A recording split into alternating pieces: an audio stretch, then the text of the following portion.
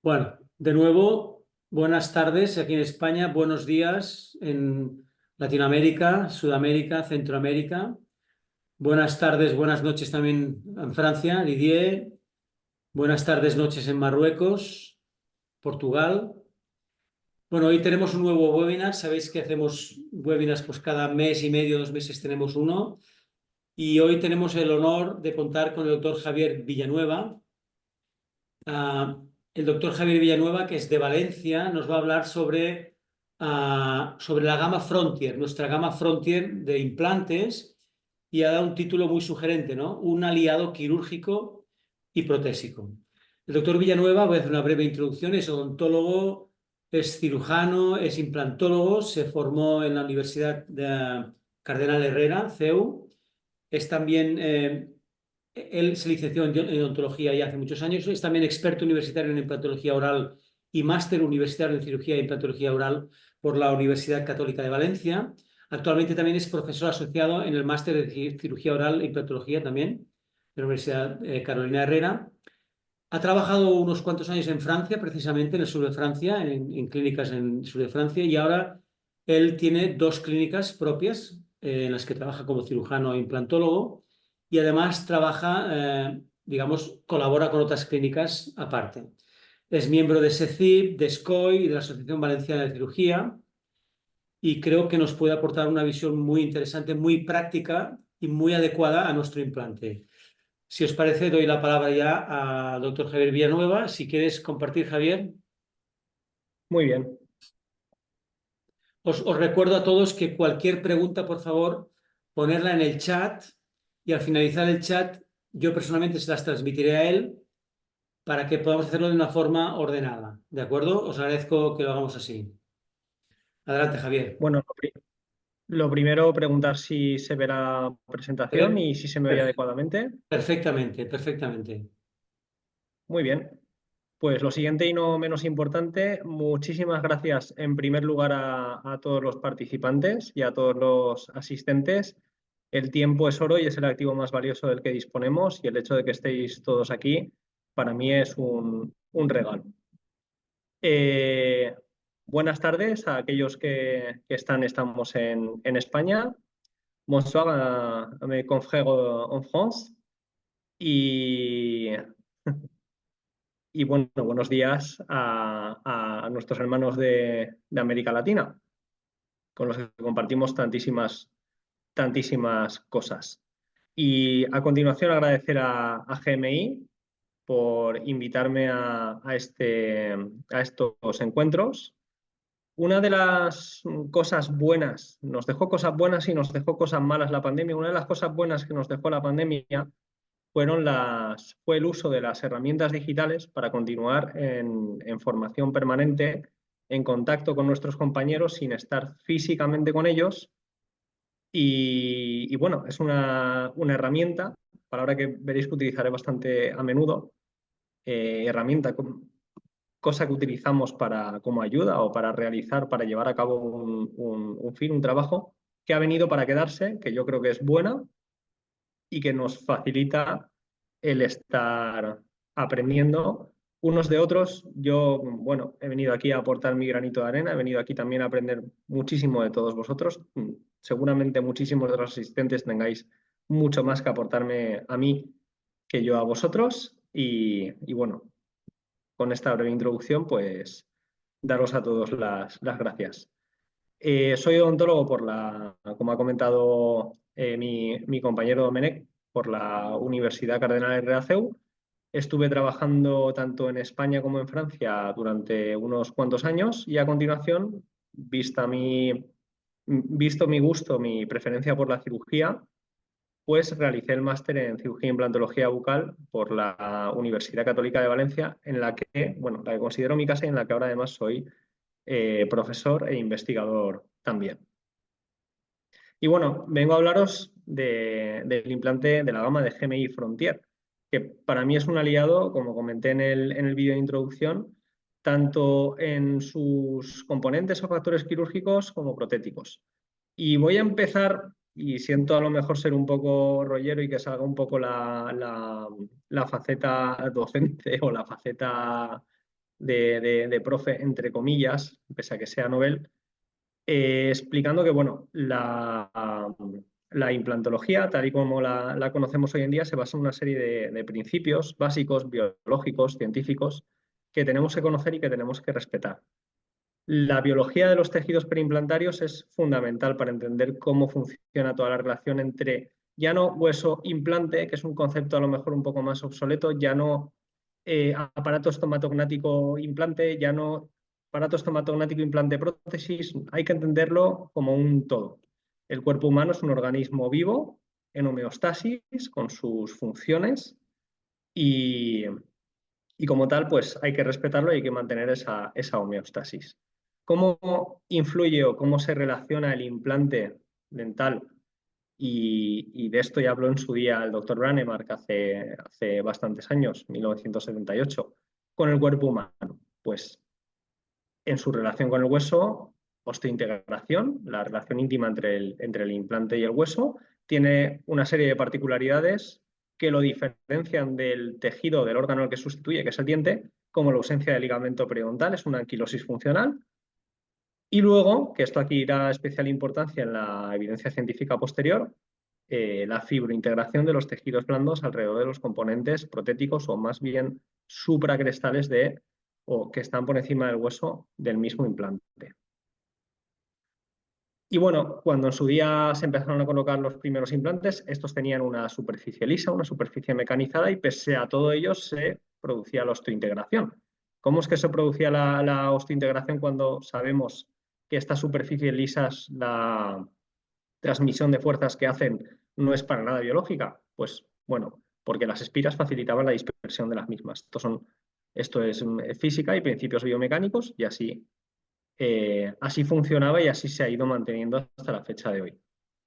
Sí que es verdad que las superficies de los implantes han ido mejorando muchísimo en los últimos años y las superficies rugosas son muchísimo más biocompatibles, es decir, favorecen la vida y esto se debe entender en sus dos vertientes. Favorecen la vida, favorecen la osteointegración, pero si quedan expuestas al medio oral, que es un medio permanentemente contaminado, en equilibrio, pero contaminado por bacterias, pues es susceptible de que haya una colonización bacteriana no deseada, ¿vale? Las nuevas superficies favorecen la vida en sus dos sentidos, la vida del hueso y la vida o la colonización bacteriana, ¿vale?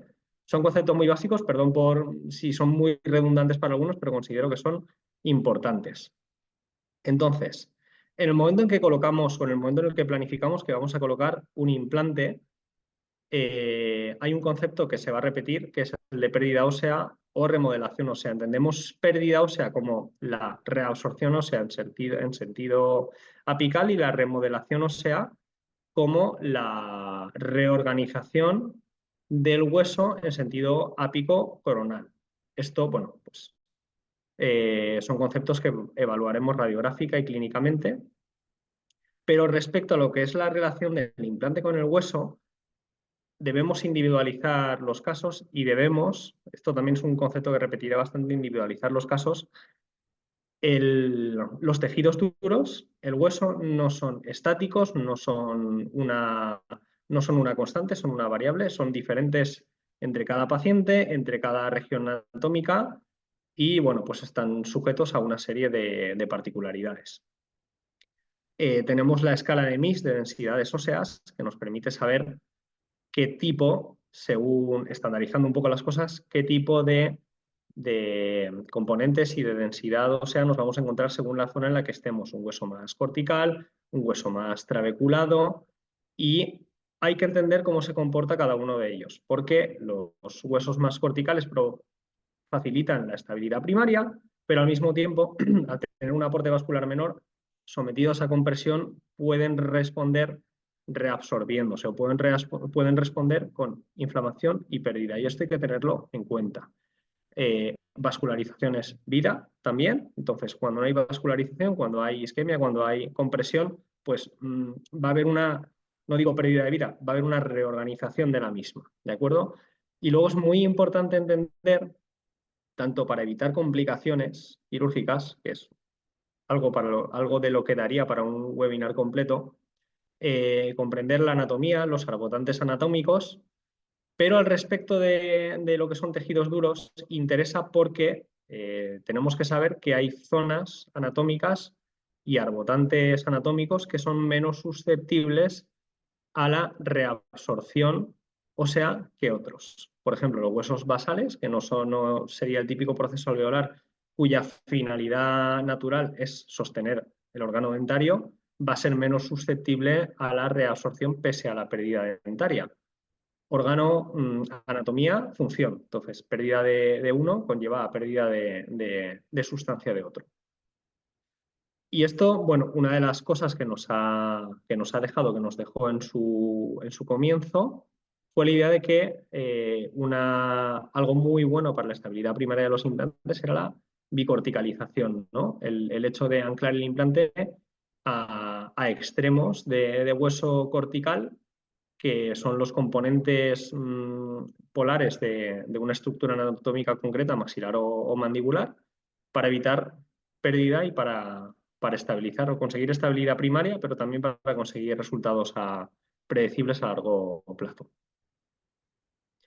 Y hablando de plazos, hay que entender que la pérdida ósea y la remodelación ósea no son una cosa que ocurre una vez o que ocurre a partir de ciertos momentos, sino que pueden ocurrir, debemos controlar, debemos prevenir a lo largo de toda la vida útil de nuestro sustituto, de nuestro implante, desde que colocamos el implante para la sustitución del órgano dentario hasta toda la vida útil de la prótesis y su función en boca. ¿Qué se ha visto? Que, bueno, esto era una verdad a voces, que pusieron por escrito, pusieron por documentado y reflejaron con evidencia científica el equipo de la Universidad de Granada de Pablo Galindo Moreno, que todo lo que es reabsorción ósea temprana, es decir, durante los primeros 6 meses desde la colocación del implante, es muy determinante respecto de cómo se va a comportar ese hueso crestal o cómo se va a comportar ese tejido óseo periimplantario a lo largo de toda la vida útil del implante y de su prótesis en función. Entonces, influye la cirugía y cómo la realizamos. El momento de la carga y función son muy importantes, pero no hay un solo elemento, ni quirúrgico ni protético, que por sí solo sea suficiente o más determinante que los demás para explicar esta pérdida ósea o esta remodelación ósea. Es multifactorial, hay que entenderlos todos, comprenderlos como un conjunto y respetarlos, porque al fin y al cabo son parámetros un poquito biológicos, como veremos más adelante. Y luego, respecto de un poco de la biomecánica, mi trabajo final de máster fue una revisión de estudios de elementos finitos, que son simulaciones que se hacen por ordenador, que estudian las tensiones y cómo se transmiten las fuerzas a hueso. Y esto comparado, porque son estudios muy heterogéneos, comparado con estudios animales y con ensayos clínicos, pues nos lleva todo un poco a lo mismo. ¿Quién se lleva todo el estrés? ¿Quién se lleva toda la tensión en implantología? El hueso crestal marginal. Entonces, eso es lo que tenemos que preservar y ahí es donde tenemos que evitar siempre las tensiones. ¿Cómo podemos evitar estas tensiones o minimizar estas tensiones? Porque siempre que haya función va a haber más o menos, va a haber tensión, va a haber megapascales, va a haber fuerzas que se transmiten. Pues con unas dimensiones del implante adecuadas, se sabe que los implantes estrechos, y describo estrechos para que no quede el término muy ambiguo, tomando como guía de referencia la guía del International Anatomy of Implantology, aquel menor de 3,5 milímetros de diámetro. Implante menor de 3,5 milímetros de diámetro. Va a transmitir más estrés, va a transmitir más tensión a la cresta ósea marginal. Las fuerzas oclusales que sean adecuadas, adecuado diseño protésico, una oclusión correcta, porque no es lo mismo que un implante esté en función axial, que una corona sobre implante esté en función axial, fisiológica, que tenga una mala oclusión y reciba una fuerza coaxial. Esto también va a repercutir en más estrés. Y luego la estabilidad de la conexión. Para aquellos que seáis o que estéis familiarizados con la ortodoncia, esto resultará bastante más fácil de entender junto con el concepto de compresión ósea, porque en ortodoncia lo que es el movimiento radicular se realiza gracias o se realiza por el principio de remoción a posición que hacen los osteoblastos osteoclastos. Y esto funciona con las fuerzas aplicadas que generan compresión en el ligamento, pero quien acaba respondiendo sobre eso es el tejido óseo. Entonces, me viene bien recurrir al ejemplo ortodóntico porque creo que facilita mucho la comprensión de este concepto. Y luego, bueno, pues hablando un poquito de la pérdida ósea y la remodelación ósea en relación a los tejidos blandos. Pues cogiendo un concepto establecido hace ya mucho tiempo por muchos autores, revisado por Busse, revisado por Alberto Monge, muchísimos autores más, un concepto periodontal, que es el del espacio biológico, repercutido a la implantología. Tenemos tres espesores, tres espesores, desde el hueso crestal hasta el margen gingival en la relación implante-tejido blando. De apical a coronal serían el tejido conectivo, el epitelio de unión y el epitelio del surco, que aproximadamente la suma de los tres da 3-4 milímetros. Si no los tenemos que entender que el organismo los va a procurar. ¿De acuerdo? Es un proceso fisiológico y siempre y cuando donde quede esa remodelación sea aceptable, va a ser estable. Pero siempre y cuando esa remodelación nos lleve a un resultado indeseado, como por ejemplo exposición de superficie rugosa que hemos visto que favorece la colonización bacteriana, pues ya no nos va a ser tan interesante. Entonces, importante el concepto del ancho biológico. Tenemos que entender que o lo tenemos, o lo procuramos, o Parque Jurásico, la vida se abre camino. Y bueno, luego entender también la relación de los tejidos blandos con los componentes del implante. Mayormente, fibras articulares de tejido conectivo, y podemos ver en estos cortes microscópicos cómo se relaciona la mucosa perimplantaria en la región cervical del implante. Hay una serie de revisiones y muchísima documentación. Uno de los autores que para mí más sabe y más publica sobre este tema es el doctor Alberto Monge, sobre todos los factores del tejido blando perimplantario que pueden repercutir en resultados predecibles a largo plazo y preservar estos tejidos que influyen y mucho en la estabilidad, que es lo que buscamos, en la estabilidad ósea perimplantaria. Y bueno, por hacer un pequeño resumen de lo que él mismo saca de sus estudios, tenemos que buscar tener o conseguir una anchura de encía queratinizada de 2 o más milímetros, una altura vertical de tejidos blandos de mínimo 3 milímetros, y aquí también hago referencia a todo lo publicado y documentado por Tomás Linkevicius y sus conceptos de cero pérdida ósea, y en lo que hemos hablado del espacio biológico, de esos 3-4 milímetros que si no se los procuramos, el organismo se los va a procurar. Hay muchos más factores que intervienen, toda la volumetría del tejido blando que hay alrededor, pero debemos respetar todo esto. Y bueno, a este respecto también, el grosor de los tejidos blandos perimplantarios. 2 o más milímetros de volumen. No estamos hablando en este caso de encía queratinizada, sino simplemente de volumen de tejido blando. La suma de todas estas características del tejido blando nos va a facilitar que haya una estabilidad. Porque, ¿qué favorece todo esto? El sellado biológico. ¿Qué favorece todo esto? La ausencia de inflamación, la ausencia de filtración bacteriana, la homeostasis, ¿no? Un poco de lo que hablábamos también al principio. Y bueno, hay veces que el escenario no es el ideal, el escenario quirúrgico, no tenemos la disponibilidad per se, pensando yuxtacrestalmente, o sea, pensando de forma muy básica, de tejidos blandos que queremos, y tenemos dos formas, hay muchas más, pero tenemos dos formas a grosso modo de conseguirla. O enterramos el implante subcrestalmente de forma que todos los tejidos blandos se establezcan como queremos Y luego también que el hecho de enterrar, si pensamos en una cresta ósea, típico ejemplo mandibular, que es más estrecha en la zona crestal y se va ensanchando, cuando más vamos bajando nuestro implante, obviamente los volúmenes se nos vuelven más favorables. Entonces, una de las formas de conseguirlo, bajar, enterrar nuestro implante. Esto a veces lo habréis oído a lo mejor en otras ponencias, webinars, la panacea, ¿no? Enterrar el implante. Vale. Suponiendo un hueso de radio infinito, enterramos el implante. Y la alternativa, si no tenemos esta posibilidad, pues aumentamos nosotros mismos los tejidos blandos, aumentamos el volumen con injertos de tejido conectivo, bien sea de paladar o bien sea de la tuberosidad o de brechas edéntulas, y aumentamos la encía queratinizada con muchas técnicas también, con injertos de epitelio libre, etc. Lo que ocurre es que todas estas técnicas de cirugía mucogingival tienen su complejidad y son bastante sensibles a la mano del operador.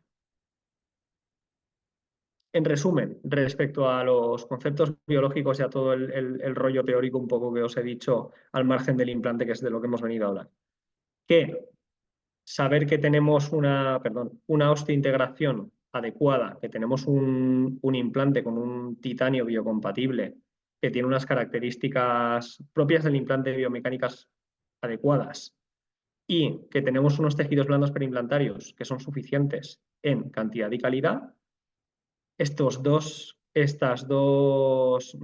variables junto con que los factores biomecánicos sean favorables, es decir, que la oclusión, que más allá de la implantología, la odontología suele ser la que acaba mandando, esté estable y esté bien planificada y bien ejecutada, nos va a llevar al éxito a largo plazo en el tratamiento con implantes. Entendiendo éxito no solo como el implante está en boca, sino como que el implante está en boca, no tiene patología, cumple su función, preserva la salud y ofrece resultados estéticos. Y aquí hay un factor del que no hemos hablado y es muy importante, probablemente de los más importantes, el factor paciente. Nosotros podemos estudiar mucho, formarnos mucho, basarnos mucho en la evidencia, tener protocolos muy claros y trabajar muy bien.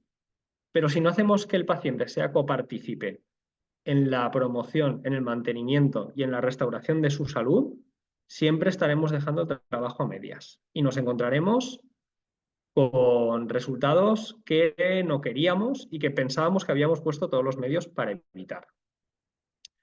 Hay factores que, bueno, acontecen a la idiosincrasia médica de cada paciente, son contraindicaciones relativas. Al final, muchos de estos factores son contraindicaciones relativas y tenemos que saber cómo trabajar con todo ello. Pero pacientes con enfermedades periodontales no controladas, que no tienen ningún tipo iba a decir pudor, pero bueno, que no tienen ningún tipo de autorresponsabilidad de preservación de su salud oral y por tanto de su salud general. No voy a mencionar todos los artículos de SEPA que han surgido a este respecto en los últimos años. Todo esto nos tiene que hacer pensar que buena parte de nuestra labor como profesionales de la salud es educar y hacer copartícipes a nuestros pacientes del tratamiento. Porque si no son copartícipes del tratamiento, y ya no me refiero que vengan a los mantenimientos, que cumplan con las citas, está muy bien, pero hay muchos más deberes que hacer en casa. Todo ello tiene que ver con la promoción de la salud. También daría para muchísimos otros webinars, pero bueno, al final nosotros somos la parte de un todo, igual que el diente, igual que un implante son parte y sustitución de un todo, tenemos que entenderlo como tal y tenemos que ser copartícipes en la promoción de la salud. Es una responsabilidad que tenemos y forma parte de nuestro código deontológico. En base a todo esto, ya hablando de implantes, ¿qué implante con todos estos conceptos que hemos visto sería el implante ideal? Pues aquel que presente biocompatibilidad y que facilite la osteointegración, que tenga unas propiedades biomecánicas favorables, que sea versátil, es decir, que me permita dar solución a diferentes casos en diferentes zonas con diferente complejidad y diferentes disponibilidades tisulares, cuyo manejo quirúrgico no sea una pesadilla, es decir, que que no tenga yo que cogerme un manual y estudiármelo antes de cada cirugía. Y muy importante, que proteja al conjunto implante-prótesis, que proteja al aparato somatognático y que proteja al paciente de patología y que preserve todos los tejidos circundantes. Porque al final con el implante lo que hacemos es recuperar una función y también queremos recuperar y mantener salud y estética nosotros y el paciente. Y bueno, respecto a esto, pues vamos a empezar a hablar del implante GMI Frontier, que para mí es un implante que facilita mucho toda esta labor que hemos visto y que a mí en concreto y en general pienso que facilita bastante el conseguir resultados predecibles respetando todos estos preceptos que he comentado. En cuanto a los aspectos quirúrgicos del mismo y en general de los implantes, pues bueno, tener en cuenta cómo se tratan los implantes de cuello pulido. El implante de GMI Frontier, si bien observándolo macroscópicamente podemos pensar que es un implante tissue level, no lo es un implante bone level, y su cuello pulido está orientado horizontalmente, está orientado en diagonal, lo cual nos puede hacer parecer que es un implante de pequeño cuello pulido, pero al final no es un cuello pulido como tal que emerge en vertical recto desde el cuerpo del implante y no se debe tratar como un implante, como trataríamos un implante tissue level que se coloca supracrestal con todas las consideraciones que ello tiene.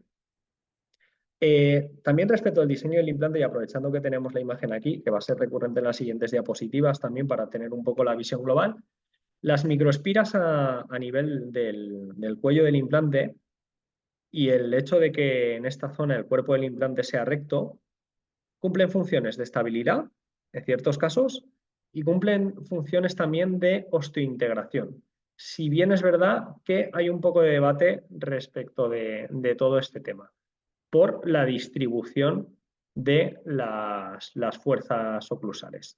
Hay una muy buena osteointegración en un primer momento, pero es verdad que en el momento de las fuerzas oclusales, a lo mejor una espira convencional parece ser, según la evidencia hasta la fecha recopilada, se comportaría mejor. Pero por lo general, lo que nos dice la evidencia es que las microespiras a nivel cervical en este tipo de implantes se comportan y favorecen la osteointegración.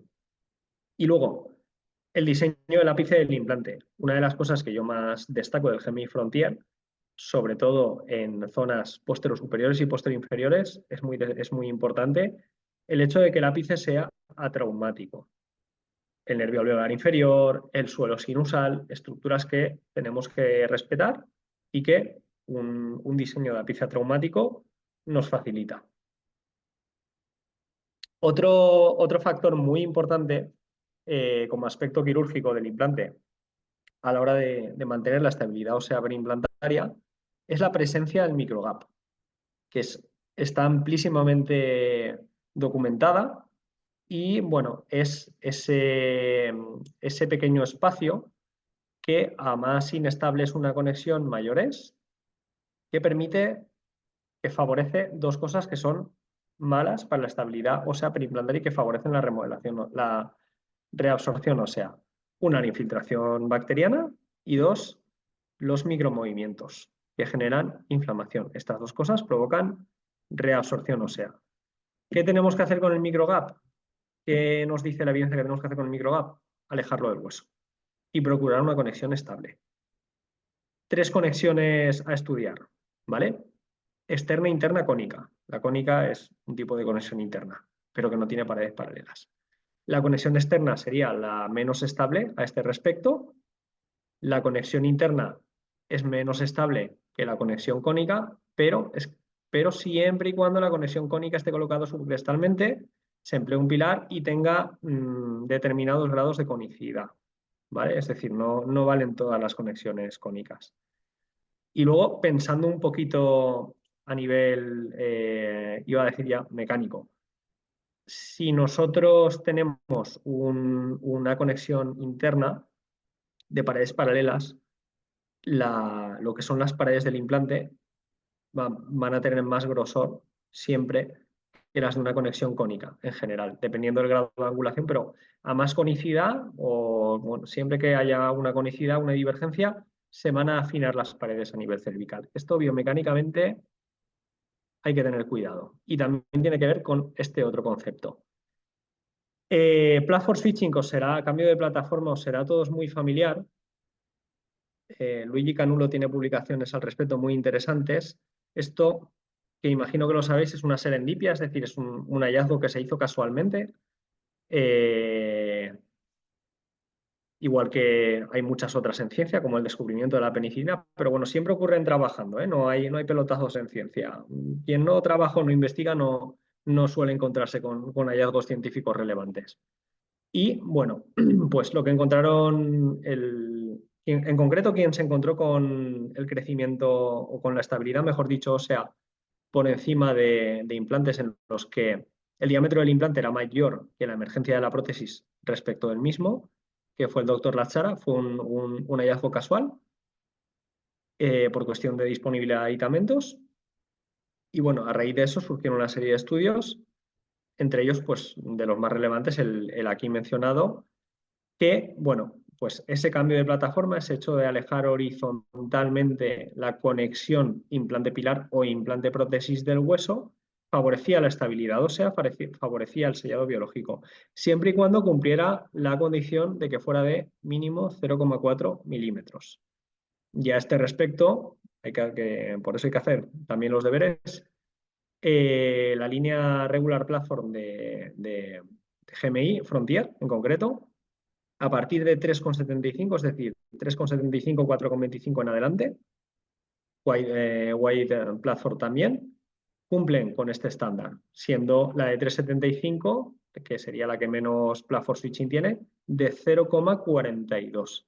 La de 0,33 no llegaría a este mínimo, pero es que estamos hablando ya de un implante estrecho con indicaciones terapéuticas muy, muy concretas y que hay que manejar de una forma completamente distinta, y que es un escenario clínico, pues no voy a decir que excepcional, pero a lo mejor menos habitual que los otros. Luego, otro aspecto quirúrgico muy importante que hay que tener siempre que veamos un implante, sea este, sea cualquier otro tissue level, bone level, conexión de la marca que sea, es a qué profundidad lo colocamos. Y está muy bien que el propio implante o que la propia marca nos diga a qué altura se debe colocar un implante, pero al final nosotros tenemos límites. Tenemos límites en apical y tenemos límites en coronal.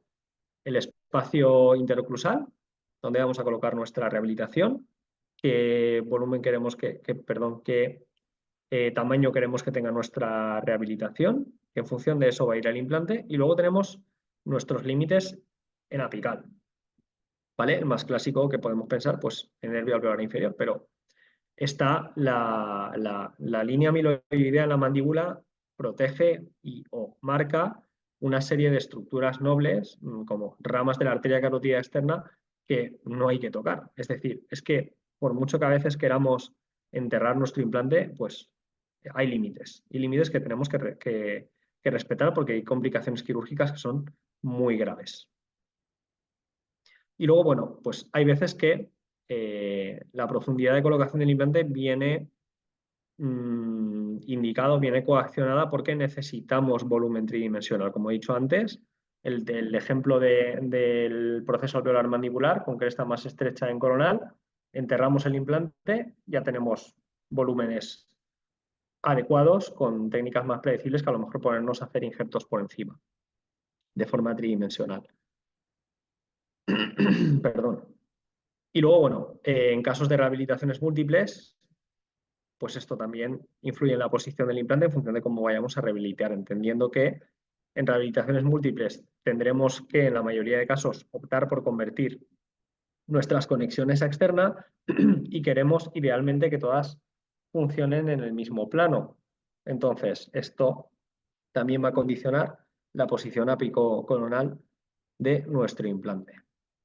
Y luego el espesor del tejido blando, a ver, voy a mover un poquito el cuadrito y así, eso es, en vertical, ¿vale? El espesor del tejido blando en vertical, como lo describe Thomas Linkevicius con su concepto de cero pérdida ósea, mínimo debe ser idealmente de 3 milímetros. Siempre y cuando no tengamos estos 3 milímetros, pues o tendremos que bajar para conseguirlos o tendremos que subir el rosa, meterle rosa por arriba, ¿vale? ¿Qué condiciona todo esto? Pues como he dicho, la prótesis, ¿vale? Es la que manda. Los pacientes no vienen a que les pongamos implantes y a que le hagamos regeneraciones súper chulis, vienen a que les pongamos dientes, que estén en función, que les duren y que todo vaya como toca. Y luego un último aspecto, un aspecto más que yo quería considerar a nivel quirúrgico es el hecho de siempre que se pueda, y bueno, más ahora con las herramientas digitales de planificación, el hecho de colocar implantes post-extracción junto con asociarlo con técnicas de regeneración más predecibles simultáneas a la colocación, a la extracción y a la colocación del implante, nos van a permitir mantener los volúmenes y no tener que recurrir después a técnicas más cruentas, ¿vale? Dentro de la gama Frontier está el Frontier Peak, pero bueno, tiene una serie de particularidades que lo hacen bastante diferente. Lo comentaré de forma somera. Es un implante muy, muy bueno para utilizar de forma inmediata en alveolos post-extracción. Pero lo dicho, que ya sabemos que el Pandelbón se reabsorbe, los tejidos se colapsan y luego el escenario puede no ser el ideal en función de muchas cosas, el biotipo gingival del paciente, etcétera, ¿vale? Este caso, por ejemplo. Y este está rehabilitado con un Frontier Peak y una corona provisional. Un biotipo fino, una zona estética, pues difícil. Si hacemos aquí un tratamiento diferido, mantener los volúmenes va a ser complicado y vamos a tener que hacer muchas reentradas, ¿vale? Por lo general. Y muy sensibles a la mano del operador y por lo general menos predecibles, ¿vale? Perdón, quito el cartelito. Vale. Luego, factores protéticos respecto del GMI Frontier. Bueno, pues hay varias formas de rehabilitarlo. Lo podemos rehabilitar directo implante, ¿vale? Empleando las bases de titanio. No voy a ahondar mucho en esto, pero es importante utilizar siempre componentes originales de la marca. No por nada, por cómo casan las cosas. Es decir, un clónico, una reproducción, nunca va a tener el mismo ajuste. Pasa en componentes de muchísimas otras cosas. Aquí exactamente igual, porque los procesos de fabricación son muy similares, ¿de acuerdo? Entonces, rehabilitaciones que vayamos a hacer directas a implante. Aquí hay un poco, o no hay un poco, no hay discusión, hay más bien preferencia, porque según cómo se manejen los tejidos, se podría rehabilitar prácticamente cualquier caso de esta forma, ¿de acuerdo? Pero hay que tener en cuenta una serie de conceptos. Ya se ha ido viendo, diría que los estudios más recientes son del doctor Ramón Gómez Medi y colaboradores, el concepto EBC en cuanto a la emergencia de la prótesis sobre un implante y cómo preserva esta resultados de mantenimiento de tejidos y en concreto habla de estética a largo plazo. Pues desde el hueso salimos en emergencia lo más recta posible, después se vuelve cóncava y después se vuelve convexa, ¿vale? La cóncava para permitir asentamiento de tejidos y la convexa para expandir, que no comprimir y estabilizar ese tejido gingival. Sobre las rehabilitaciones directas a implante de la gama Frontier, aquí vemos en el diseño de la T-base que se ensancha, que es convexa. Esto siempre y cuando coloquemos los implantes yuxtacrestales. Si esta T-base tiene una altura de 1 milímetro, no pasa nada. Pero si colocamos el implante subcrestal, 1 milímetro, y colocamos una T-base de 1 milímetro, puede haber compresión ósea. ¿De acuerdo? Entonces, entender el concepto del ensanchamiento y luego cómo tenemos que diseñar la prótesis desde el implante y desde la T-base en función de la altura de la misma hasta la zona oclusal. Entonces, bueno, resumiendo un poco lo dicho antes, que en estas rehabilitaciones tenemos que tener en cuenta la altura de la T-base, la altura de la base de titanio, en función del tejido blando y en función de la posición del implante respecto de la cresta y el perfil de emergencia de la misma, que os he hablado del Luego, en la última diapositiva he puesto bibliografía, lo que considero lo más relevante al respecto de todo esto y que os va a ayudar. Pongáis GMI Frontier, pongáis los implantes que pongáis, ¿de acuerdo? El hecho de diseñar un perfil de emergencia adecuado que permita el asentamiento y la estabilidad de los tejidos blandos. Y luego, respecto a los materiales. Aquí es importante, y he mencionado el circonio, porque sabemos que el circonio, en comparación con, es decir, comparte con el titanio y es mucho mejor respecto a las restauraciones termometálicas, el hecho de que es menos susceptible a la fijación bacteriana, pero al mismo tiempo favorece el sellado por parte del tejido blando, ¿de acuerdo? Entonces, muy interesante.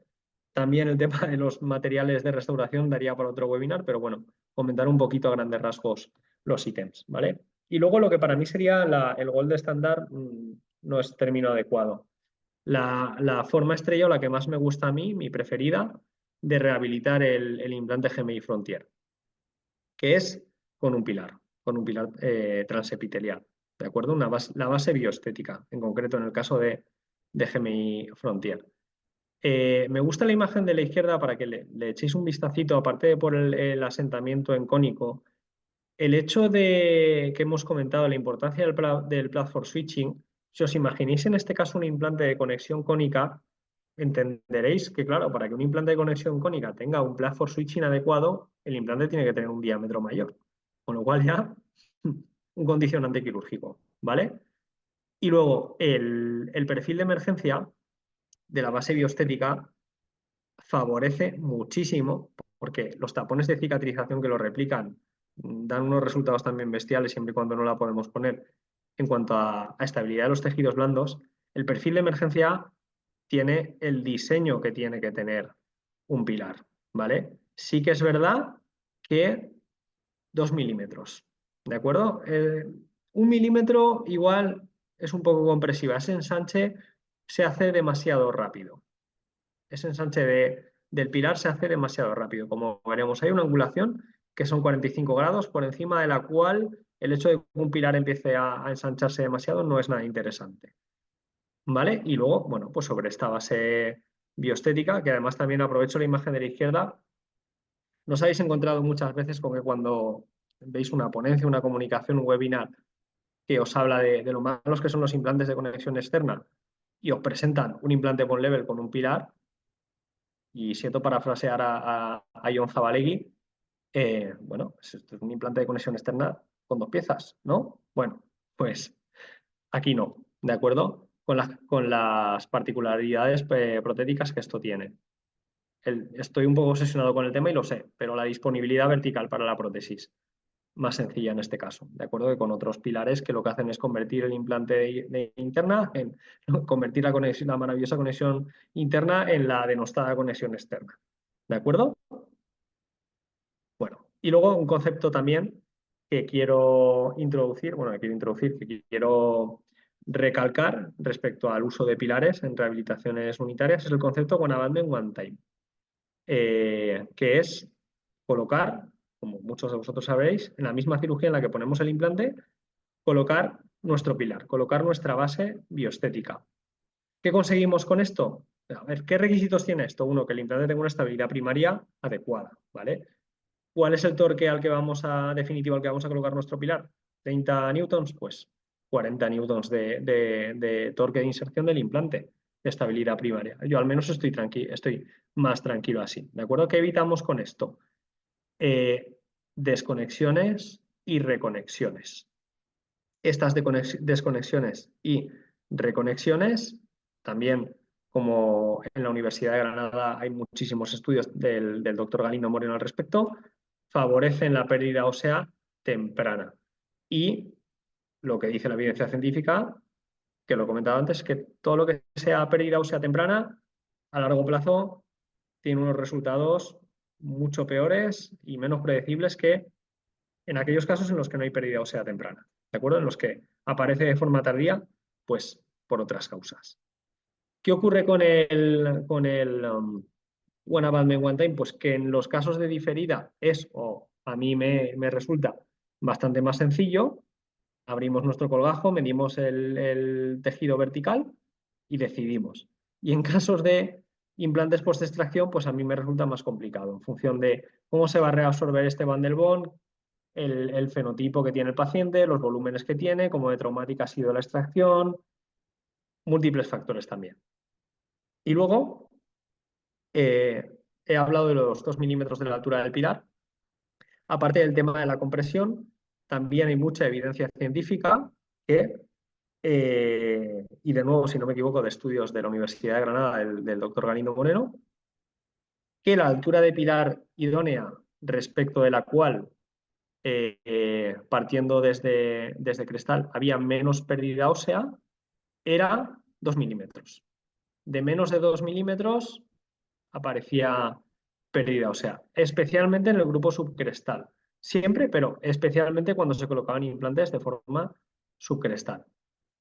Y luego, pues lo mismo, entender que aquí tenemos la parte, la emergencia, la parte cóncava, y luego a partir de ahí, en función de la disponibilidad del tejido blando, manejaremos con nuestro circonio el perfil de emergencia.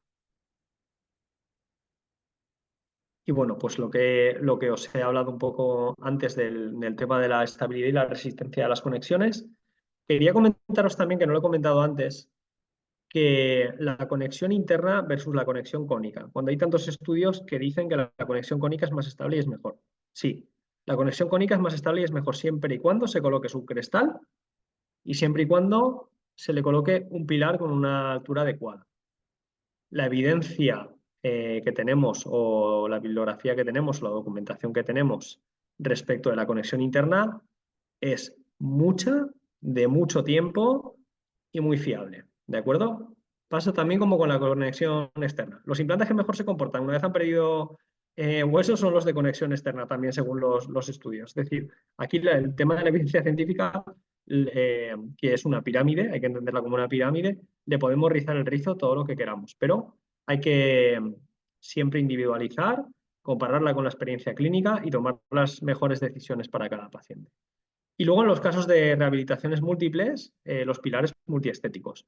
El ejemplo de la izquierda sería el más cortito, de 1 milímetro, que sí que es verdad, siempre y cuando el implante esté crestal, yuxtacrestal, no tiene tanta importancia que se ensanche de forma tan abrupta, que tampoco es tan abrupta, está en el límite, 45 grados, ¿vale? Pero si por lo que sea lo sumergimos un poquito más, el diseño ideal, el de la derecha, que si no me equivoco, ese es de 2,5 milímetros. De 1,5 milímetros en adelante sí que presentan los pilares multiestéticos el diseño cóncavo. ¿De acuerdo?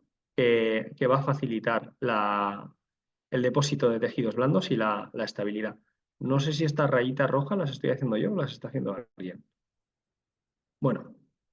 Y luego, pues una serie de casos clínicos, y me remito también o me reitero en todo el tema de la evidencia científica. Es una pirámide, tenemos que tomar nuestras decisiones clínicas en función de los más altos estándares de evidencia, pero tenemos que individualizar los casos y tenemos que entender la experiencia clínica como un complemento, ¿vale? Y eso también lo decía Tomás Linkevicius. Es decir, nosotros colocamos nuestros implantes, rehabilitamos y observamos qué ocurre. Porque con el tema de los implantes post-extracción, a lo mejor, que es una de las cosas que más vueltas le doy yo a la cabeza, que los patrones de reabsorción del Van der Waals no son del hueso alrededor del cuello del diente, no son siempre los mismos y dependen de muchos otros factores. Entonces, en función de qué decidimos hasta dónde enterrar el implante, porque hasta el infinito y más allá tampoco es cuestión.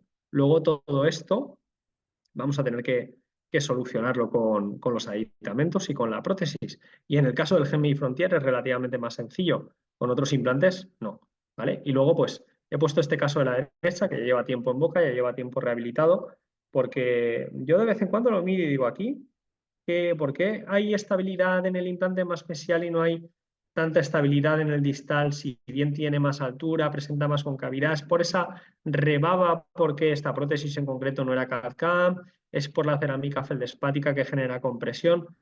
Recuerdo perfectamente que uno de los profesores que yo tuve hace ya muchos años y cuando tenía mucho más pelo en la universidad, nos decía que las radiografías no mienten pero engañan. Entonces, siempre que veáis o siempre que analicéis radiografías, comparad con los resultados que tengáis en boca. Y la sonda periodontal, en estos casos, es vuestra mejor aliada, ¿de acuerdo? Volúmenes, resistencia a la inserción de la sonda.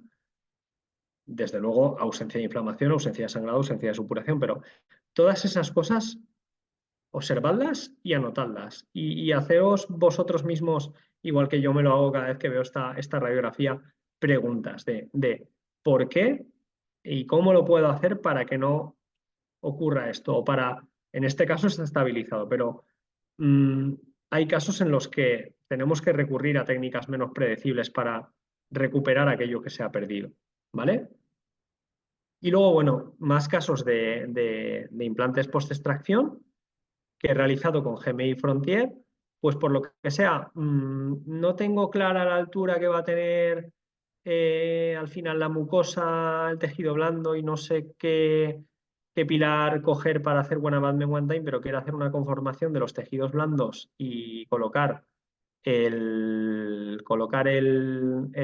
pilar después de descubrir el tapón y ya luego que a partir de ahí no volver a desconectar, pues para eso están los tapones bioestéticos que también nos permiten conformar el tejido blando, ¿de acuerdo? Y bueno, pues hay casos en los que ni siquiera eso, porque no pienso que no es predecible o pienso que no tengo yo las herramientas para saber hasta dónde va a ir, ya no hablo de elementos o de componentes protéticos, hasta dónde va a ir, hasta dónde va a migrar ese hueso crestal después de las extracciones. Entonces, lo sumerjo de forma prudencial, teniendo en cuenta las estructuras anatómicas, y luego, pues, veremos en función de la rehabilitación. Y después, el diseño también macro del implante y el manejo del mismo me da mucha tranquilidad a la hora de realizar elevaciones de seno transcrestales. En este caso, el implante se quedó muy justito y muy yuxta para mi gusto, pero sí que es verdad que teníamos una cresta estrecha y al mismo tiempo el hecho de tener que esto ocurre mucho en la posmaxila superior, el hecho de tener suficiente tejido blando nos lo compensaba. Y bueno, utilicé también en este caso senoinjerto de GMI, en concreto el Iceberg OS, que es para mí uno de los mejores senoinjertos que he probado, y he probado muchos, hemos probado muchos tanto en la universidad como yo en la clínica privada. Tiene un manejo excepcional, mucha sustantividad, que es una de las cosas que se le pide al senoinjerto, y bueno, la verdad es que unos outcomes bastante buenos.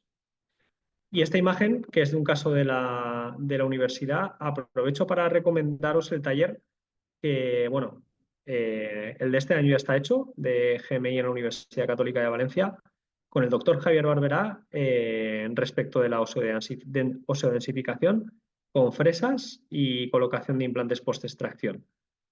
También tengo casos hechos con el sistema de expansión crestal de GMI, que si bien en cuestión de tiempos quirúrgicos puede ser un poco más largo, me gusta mucho en tanto que es muy respetuoso con conceptos como el fresado biológico, el respeto por la vascularización ósea, etc. Pero bueno, ya hablaremos más adelante si llega la oportunidad de ello, ¿de acuerdo? Y luego, bueno, pues otro casito aquí a lo mejor uno más, por poner un ejemplo más favorable, aquí ganándole unos poquitos milímetros al seno podemos colocar nuestro implante yuxtacrestal, hacer buena abutment one time y colocarle el taponcito de cicatrización. La foto de en medio no es del mismo caso, del que no tenía foto en el momento de quitar el tapón de cicatrización, pero por mostrar, de hecho es de un implante post-extracción, de hecho de ahí viene que tenga tanta preservación de volumen también. Bueno, en resumen, y perdón por las divagaciones, que siempre que se pueda el realizar la técnica One Abutment One Time y conectar el pilar al mismo tiempo que hacemos la cirugía es una garantía de sellado biológico y de estabilidad. Vamos a tener lo mismo desde el momento que ponemos el pilar hasta mucho tiempo después de nuestra restauración protética. pero no siempre los casos son tan favorables. Y a veces tenemos que colocar nuestro implante yuxtacrestal porque no tenemos disponibilidad ósea, véase por el nervio alveolar inferior, la concavidad de la línea amiloidea o las razones que sean, lo tenemos que colocar yuxtacrestal y por espesores de tejido blando y disponibilidad protésica, pues no tenemos mucha altura. Entonces, tenemos que recurrir a una restauración directa de implante. No pasa nada. Uf, pero es que tenemos que poner una T-base baja porque no tenemos mucho espacio. Sigue sin pasar nada. T-bases bajas yuxtacrestales, o sea, implante yuxtacrestal y T-base baja, no va a provocar una compresión que favorezca, en principio, la reabsorción ósea. Y a partir de ahí, con la poquita o la mucha disponibilidad que tengamos o que podamos conseguir, en este caso tampoco se podían hacer aumentos verticales de tejido blando, trabajaremos con los materiales más respetuosos con el tejido blando y con los perfiles de emergencia más adecuados, ¿de acuerdo? Como digo, una de las cosas a veces que más nos limita, pensamos en hueso, pensamos en anatomía, pero muchas veces es el compromiso, la distancia interoclusal. Y bueno, como conclusión un poco, la verdad es que querría haber metido más casos, pero dada la heterogeneidad de las fotos, que esto os pasará a muchos clínicos, cojo este, pero este, y luego no tengo la foto de continuación de este caso. He querido coger un poco lo más representativo y no lo mejor para ver también cuando no tenemos las circunstancias ideales. Y como conclusión un poco de todo esto y respecto del GMI Frontier. Para mí el implante ideal, como aquí os digo, es todo aquel que sustituye de una forma predecible a corto, medio y largo plazo con la mínima morbilidad el diente que se ha perdido, que para eso ponemos los implantes, para restaurar dientes, la función, la salud y la estética, preservando todos los tejidos que hay alrededor del mismo y preservando el organismo humano de la creación de patología a lo largo del tiempo. Una de mis frases la cito mucho de la escuela hipocrática más importantes en cirugía, es primum non nocere, es decir, que nosotros estamos aquí para solucionar problemas, no para generarlos. Donde no hay patología, no la creemos porque esa no es nuestra función, todo lo contrario. Si nosotros colocamos un implante que lo que va a ser es un foco de entrada de anaerobios al tejido óseo, algo estamos haciendo mal. Entonces, seamos lo más preservadores, esta palabra me gusta bastante, porque, bueno, todos regenerar y crear y ganar y nos gusta mucho, pero preservar es un concepto que creo yo que deberíamos repasarnos todos un poquito. Y respecto al implante ideal y las características que he comentado, pues para mí, por todo lo que he visto del mismo, el GMI Frontier es un implante que sí que cumple con todo esto. Es un implante que a mí no me dice, colócame subcrestal y ponme un pilar de 2 milímetros porque si no, te la lío. No, no me lo dice. Tiene cosas buenas que no se las he visto yo, se las ha visto mucha gente. Gente a la que respeto mucho y de la que he aprendido mucho. Platform switching, una conexión estable si se utiliza bien, un diseño macroquirúrgico adecuado, un diseño de pilar adecuado y la posibilidad, en casos de no utilizar pilar, manejarlo también como queremos.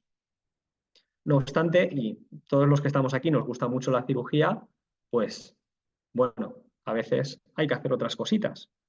Este es un caso que operé yo en la universidad, en el que una paciente joven que llevó una prótesis dentosoportada mucho tiempo, pues bueno, por una serie por la planificación protética que había que hacer en la necesidad de coronas que ya tenía y la disponibilidad ósea, teníamos que hacer una regeneración vertical.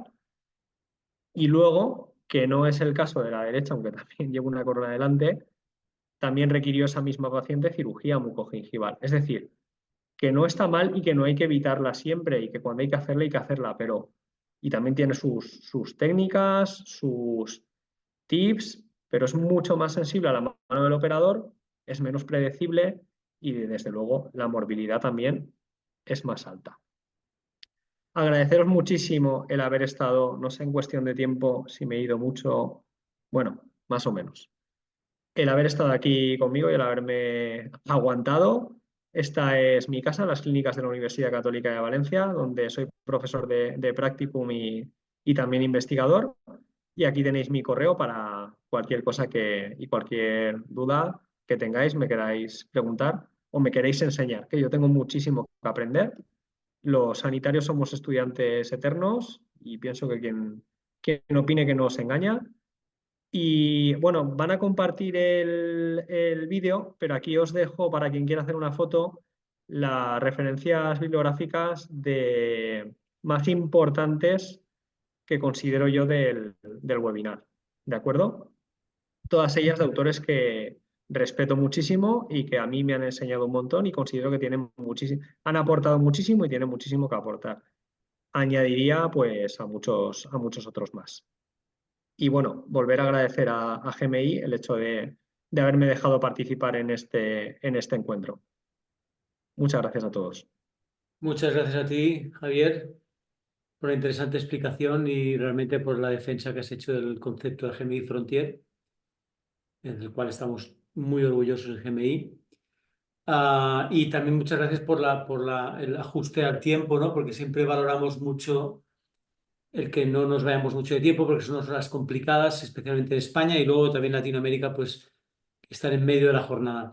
Entonces ya he visto algunas preguntas, os animo a todos a hacer las preguntas, aprovechar que el doctor Javier Villanueva está aquí ahora con nosotros. Y hay alguna, yo te la voy pasando y esperemos que vengan más. Hay una pregunta de Pablo Vázquez que dice, cuando no tiene la seguridad de tejidos blandos, ¿qué es mejor? ¿Poner unos perfiles de emergencia más o menos altura? Entiendo que se refiere a la altura. ¿Cómo? La pregunta dice, cuando no Esta tiene la seguridad de tejidos blandos, ¿qué es mejor? ¿Poner unos perfiles de emergencia más o menos? Entiendo que se refiere a altura. altura, pero altura de tejidos blandos a ver, la altura mínima ideal de tejidos blandos, mínima, en concepto vertical para estabilidad ósea perimplantaria, 3 milímetros. De tejido blando, pero ahí participa también el surco. No sé si he contestado o no la pregunta. Bueno, si eso, Pablo, por favor, acláranos esto para poder repreguntar. Hay otra pregunta de Javi que dice, además de tener el implante mayor torque, el día de la cirugía, que el que le tenga que dar a la interfase, la difícil previsión de la modelación ósea, ¿hay alguna otra consideración que deberíamos tener en cuenta para usar la técnica One Abutment, One Time? La altura del pilar, que viene condicionada por la remodelación ósea, el hecho de el ángulo, la angulación de la emergencia del pilar, que nunca sea mayor a 45 grados, ¿vale? E idealmente que se ensanche de forma progresiva, es decir, que sea cóncava. Esto, aunque no sea concepto One Abutment One Time, los principios de EBC Concept de Ramón Gómez Meda, actualizados por Ramón Gómez Meda, también nos dan unos tips sobre cómo se comportan los tejidos blandos respecto a lo que sale del implante hasta que llegamos al margen gingival. Muy bien. Tenemos otra pregunta de Julio Palomares que dice, ¿qué, qué opina usted de la rehabilitación directa a implante con tornillo dinámico?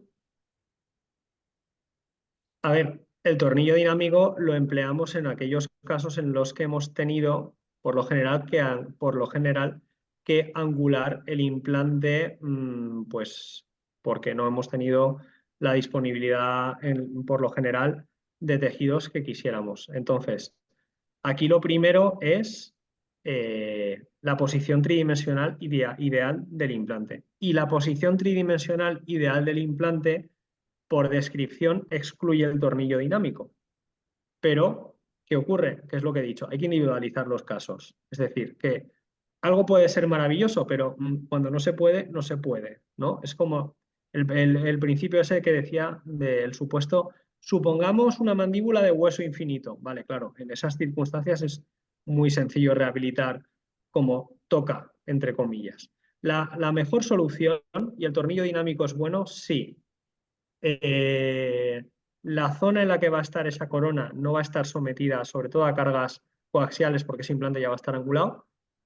Por ejemplo, es que además un ejemplo típico por implicaciones estéticas es el lateral y yo he puesto y llevan tornillos dinámicos y bueno, los ponemos también porque queremos dar estética. La estética es satisfacción del paciente y la satisfacción del paciente y la felicidad también es promoción de la salud.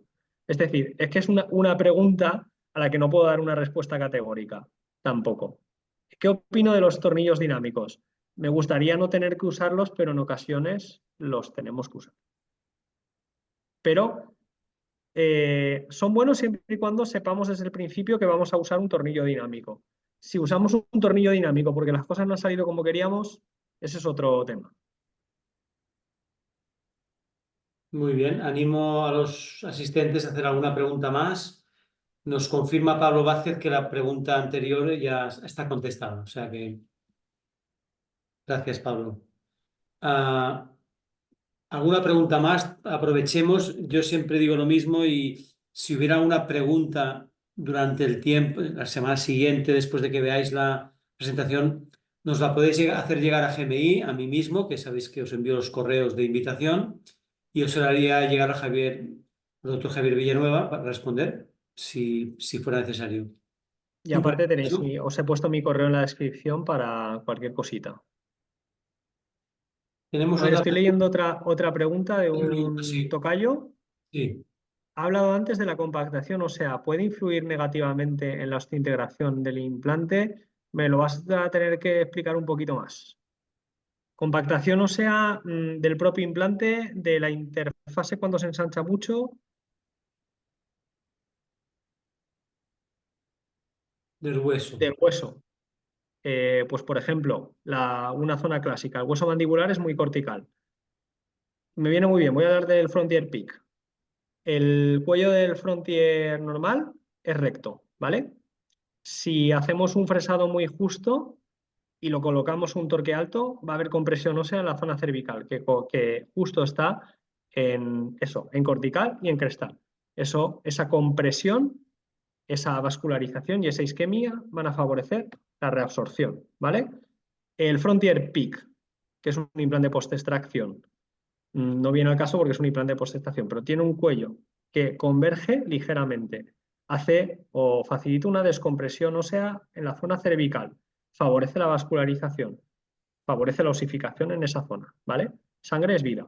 Si labramos un lecho y vemos que no sangra, mal. No sé si he contestado la pregunta, espero que sí.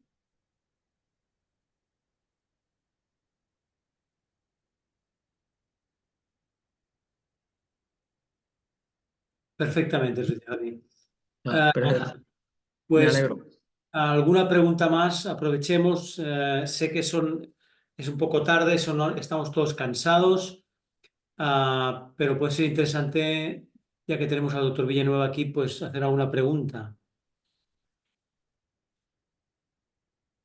Aprovecho porque no sé si está en la bibliografía mientras vais escribiendo preguntas y sabiendo que esto va a estar grabado. Bueno, recomendaros, como os he comentado, el taller de mi compañero Javier Barrera, que además colabora con otros grupos. Como no sé si puedo mencionar o no marcas, me voy a abstener. De elevación de seno transcrestal. Luego, remiraos y estudiaos las guías ITI, que son muy ilustradoras, muchísima gente maravillosa trabajando al respecto con la última evidencia y es que nos facilitan muchísimo todo, que es un poco lo que lo que he venido yo a hablar del implante Frontier. A mí que un implante me facilite las cosas es un sustituto, es una herramienta terapéutica. Yo no quiero que me complique, quiero que me facilite. Entonces, como lo hace, por eso os he hablado del implante. Con las guías ITI pasa igual. Compañeros, bueno, digo compañeros, no los pondría a mi altura, están a años luz de mí, que saben muchísimo de todo este tema. Recomiendo el libro de Conceptos de Cero Pérdida Ósea de Thomas Linkevicius. No entendáis nada nunca como verdades absolutas, ¿vale? Os he hablado de la pirámide de la evidencia. Nadie tiene la verdad absoluta, pero todo el mundo tiene algo que aportar y todos tenemos algo que aprender de los demás. El doctor Ramón Gómez Meda con los conceptos EBC y muchísimas más cosas, porque es un fuera de serie que os he comentado. Yo mismo tengo compañeros en la universidad que oiréis hablar más adelante de ellos también. En fin, agregada gente a redes sociales, empapados de conocimiento. Yo espero haber ayudado un poquito, haber aportado un granito de arena, pero bueno, me considero, yo, vamos, esta gente está a otro nivel, seguidlos, aprended de ellos y bueno, además muchos de ellos también ponentes y que tienen webinars de GMI, de GMI.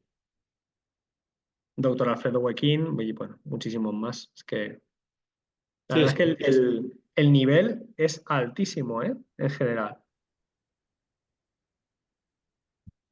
Muy bien, pues si no hay más preguntas, vamos a hacer una especie de último rush final. Si no hay más preguntas, ¿alguien se anima?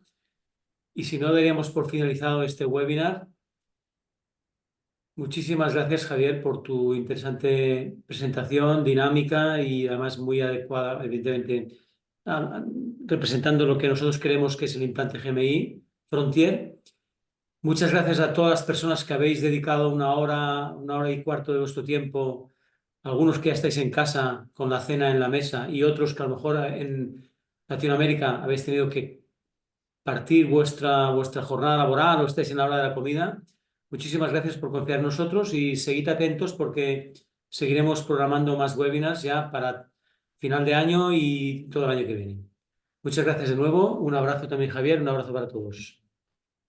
Muchísimas gracias a todos, tanto a, bueno, a GMI, a Vanessa, merci Didier pour être là. Prochain webinaire, si vous voulez, on le fera en français, pas de problème. Désolé pour mon accent, c'est la seule chose, mais voilà. Y muchísimas gracias a todos los asistentes porque el tiempo es oro y bueno, el hecho de que lo hayáis compartido conmigo me hace sentir muy querido y bueno, yo os estoy infinitamente agradecido. Que vaya muy bien. Didier te envía merci beaucoup. De Gracias, rien. Didier. Gracias a À la todos. prochaine. Buenas À noches, bientôt. buenos días, buenas tardes a todos. Un abrazo.